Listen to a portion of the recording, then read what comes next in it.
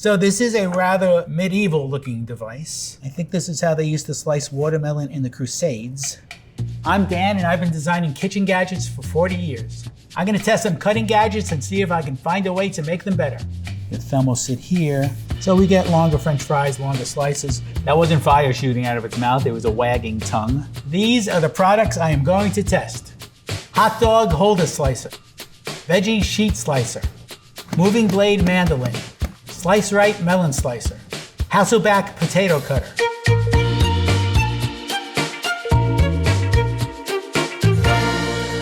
Hot dog holder slicer. It is designed with a grid of blades on the bottom. As you place the hot dog on the base, it is designed to mate, press down, and we should end up with 20 little cubic pieces of hot dog. Let's see how effective it is. First, I will remove the dog, then I will add the dog, and I will replace the dog, and let's press. It's not slicing as quickly as I would hope. Honestly, it did a bit of mangling. So let's try this. Let's put its little doggy dish in place, and you can fill that with either ketchup or mustard, but never ketchup because it's a hot dog. Let's see now if I can extract a piece. They're really not cutting all the way through. I got a piece out, it's a little mangled. I can certainly dunk it and eat it. I would have expected a nice array of separated little hot dog pieces, and it's not what we're getting. You can see from the bottom that the hot dog didn't completely cut through, so a little disappointing. Sorry, little puppy dog, but you're not quite cutting it. Let's see how the hot dog holder slicer compares to using a regular old kitchen knife.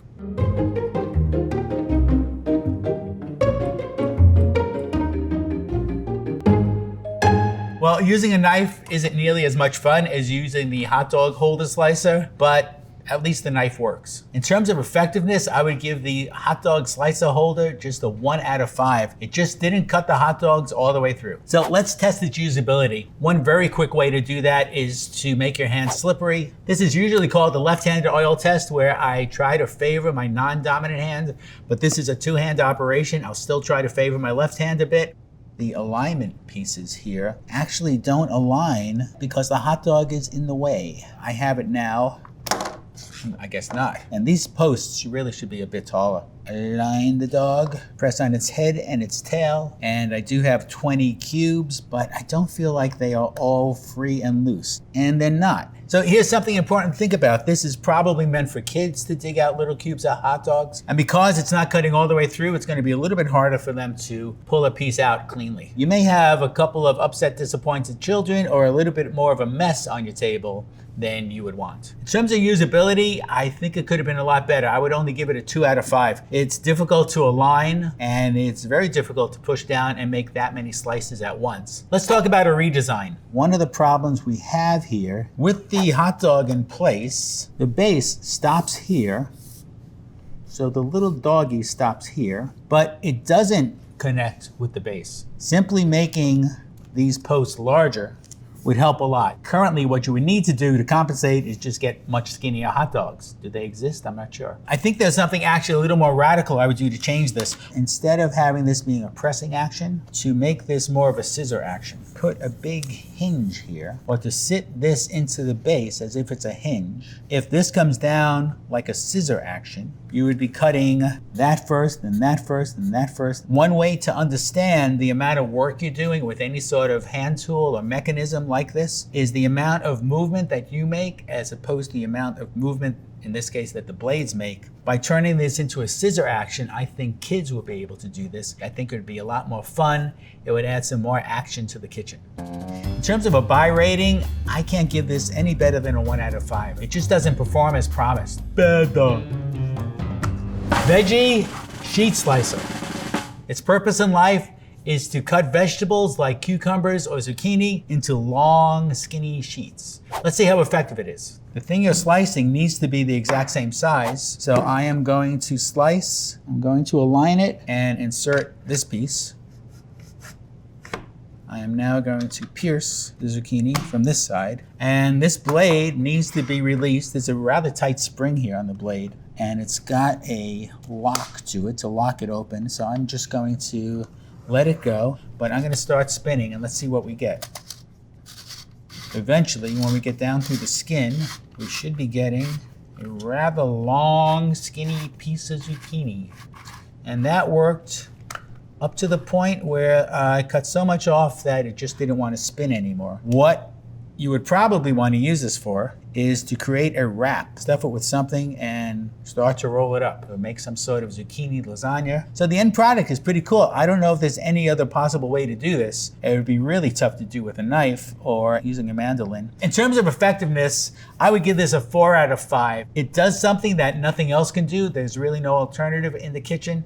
That being said, I think as a design, it can be a little more effective at doing it. Let's test its usability. Between you and me, I am not looking forward to doing this. There are a lot of steps here that are gonna be a little on the dangerous side. You can see how this is tapered, basically pulling against an angle that's not helping me at all to pull. So I really have to squeeze harder than I normally would. This spring is pretty tight. There's really nothing helping me to pull. I don't want to go around the front, which would make it easier to pull up, but the blade's right there. That's gonna end up with a bloody thumb. This will show how strong the spring is. It's very mousetrap-like. So that really needs to be rethought. Load the zucchini. I'm gonna go through, try to center it, put the spinning blades, and I could have done that left or right-handed. It's just a push action. Now, release the blade. Boy, there's nothing here to grab, so didn't love that.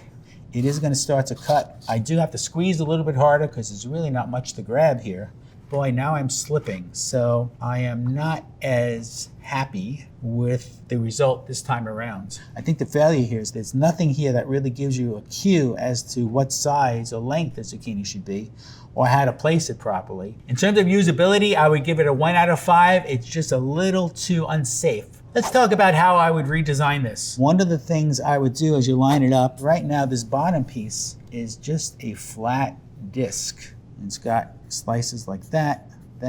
Either have some visual graphic representation, which could be molded into the plastic to show when your zucchini is centered, or there could be just a little bit of a funnel here so that when you place the zucchini, it just automatically centers itself. So I would look at changing this shape quite a bit. Pulling this back with a finger with nothing really to pull against is just silly. At the very least, I would indent this or do something to keep your finger away from it. Make sure that your finger has a lot of ability to pull this up and also that it's very far away from the blade. Another thing that is probably very obvious, this piece is round and with a slippery hand, there's not that much to spin against. So what would really help is to make this a knob shape that you can really spin. So this is a problem that comes up a lot in a lot of the designs that I'm evaluating. Maybe people love circles, but they don't work. And just putting any sort of simple shape in here would really help people grab this and turn it and make this whole procedure a whole lot more pleasant. In terms of a buy rating, I would give this a 1 out of 5. It's just too dangerous for me to recommend this for everyone. For those of you who absolutely must have a long, thinly sliced sheet of zucchini, just tread lightly, my friend. Moving blade, mandolin. Its purpose is to slice or julienne vegetables. It's similar to a normal mandolin, except the blade moves instead of the vegetable. Let's test its effectiveness. I've got a medium-sized potato here, and let's give it a shot. Now, I've got this set to a pretty wide setting. So these slices are a little too thick for what I'm looking for. There is an adjustment dial on the back. Right now we're set to 6. I am going to turn it down. It's a little hard to see. I guess I'm at a number 2. Okay, that's not really potato chip size, but it is pretty good for frying up potatoes in a pan. And let's go a couple of steps further to see how thin it will slice.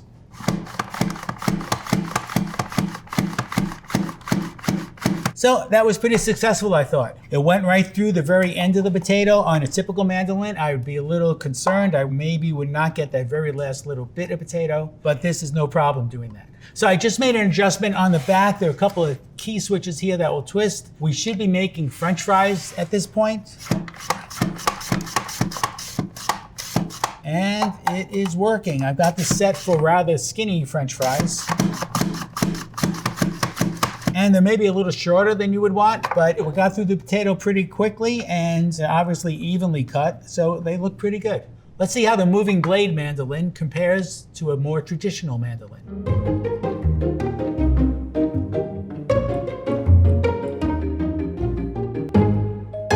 So the traditional mandolin is relatively simple, but I will say that the moving blade mandolin feels a lot safer and a lot quicker. In terms of effectiveness, I would give the moving blade mandolin a 5 out of 5. It works great, it's fast, it's efficient, it's safe. I like it. Let's test its usability with some slippery hands. So I'm gonna use a carrot this time.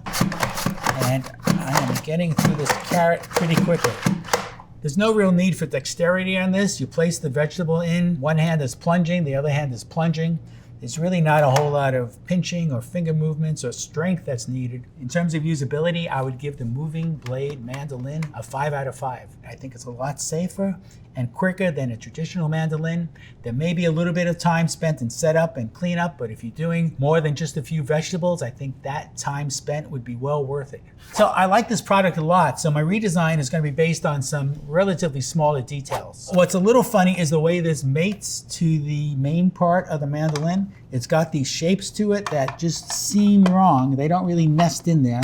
They just kind of push against the groove here. We've got a shape that looks like this, but we have arms on the mandolin. They look like this in cross section. I think what I would do is I would change the shape of the basket just so that it looks like it nests in here the way it should. This intersection to me is just a little funny. The reason we're getting short French fries is because right now we're getting this angle of potato. The potato is being fed that way, which means our slices are going to be just that length. If this was just a little bit longer, we may be able to put the potato in at least at more of an angle so we would get longer slices. So that would mean making this chute a little bit larger. Of course, the plunger would have to be a little bit larger. That's relatively simple. It would mean that there's more throw on the plunger. It may have to come up a centimeter or two, but I think that would be livable. At least it's worth a prototype or a mock-up. One other thing I would do is the graphics back here are really difficult to see. They are embedded into the plastic, so it really is white on white. I would change these numbers or make them bigger. This dial itself is a little fussy too. I think I would reshape that a little bit to give it a little more surface area to spin on. Like I said, these are pretty minor details because I like this product a lot. I think you'd be happy with it as long as you like short little French fries.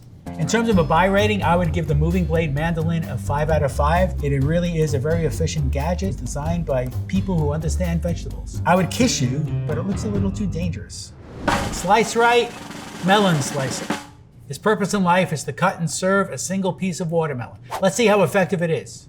You will have to start this process with a knife to cut the watermelon in half, unless you bought the watermelon that way. Let's give it a shot.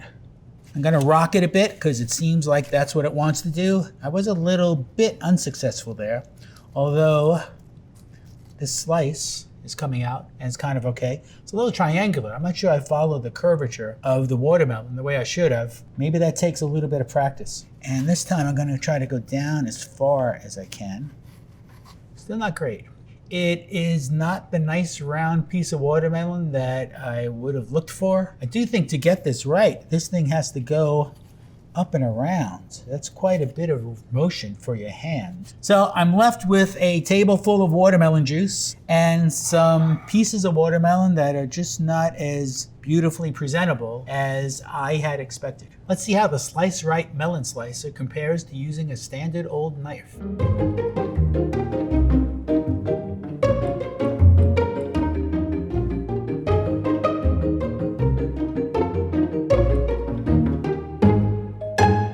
All in all, using the knife was a lot more efficient and a lot easier. In terms of effectiveness, I would give the Slice Right melon slicer a 1 out of 5.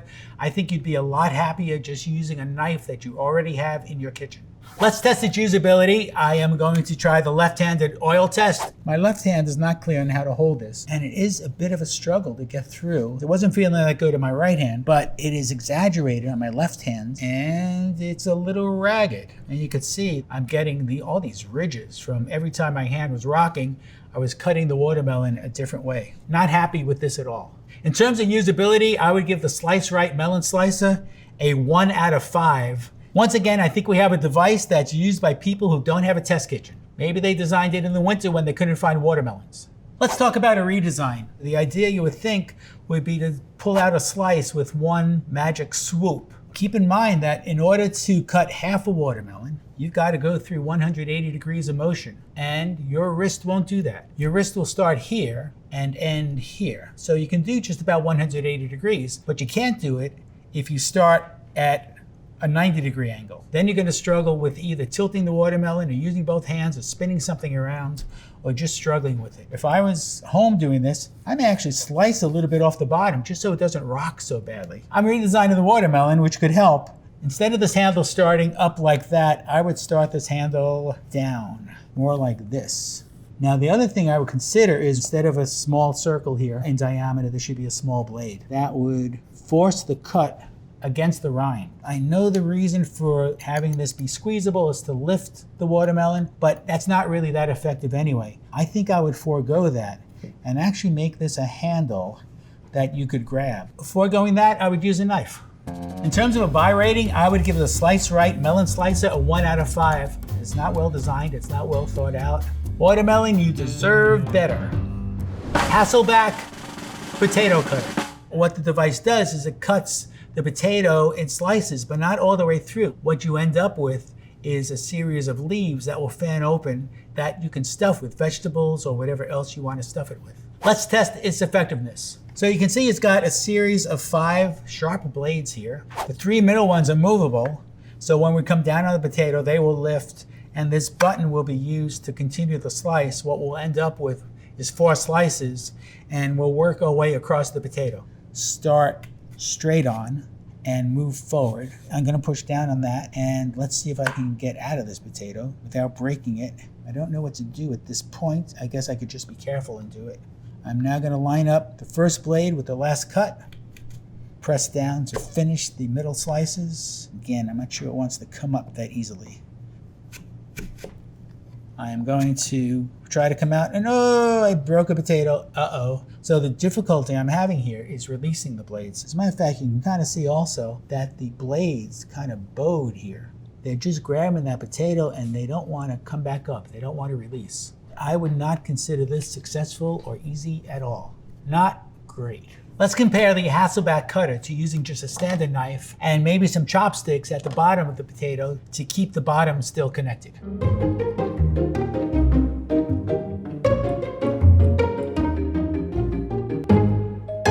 So aside from the fact that my slices are not as beautifully consistent as they could be, I think it was a lot more efficient and got the job done. In terms of effectiveness, I would give the Hassleback cutter a 1 out of 5. The potato got stuck. I never ended up with a complete potato. I really think that the tools that you already have in your kitchen are going to be far superior. Slippery left hand, it's less coordinated.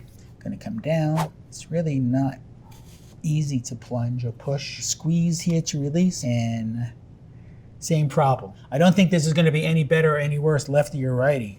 I'm not going to have any fun releasing this and my potato broke in half. So, hope you have a pair of chopsticks at home, because I think that's going to be your best bet. In terms of usability, I would give the Hassleback cutter a 1 out of 5. It's just not that fun or effective to use. In terms of destroying a potato, 5 out of 5.